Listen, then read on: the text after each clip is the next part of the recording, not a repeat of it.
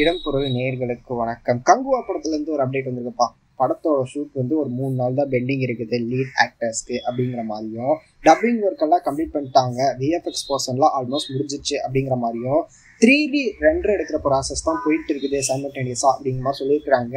கங்குவாவோட music வேற லெவலில் வந்திருக்கு அப்படிங்கிற மாதிரி ரீசெண்டாக தான் வந்து டிஎஸ்பி சொல்லியிருந்தாரு.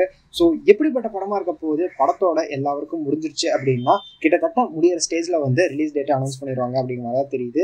வெயிட் பண்ணி பார்க்கலாம்ப்பா எப்படிப்பட்ட படமா இருக்க போகுது. 2024 அப்படிங்கிற மாதிரி தான் சொல்லியிருக்காங்க ரிலீஸ். எப்படி இருக்க போகுது அப்படிங்கிறத வெயிட் பண்ணி பார்த்துருக்கா அப்படிங்கிறது தான்.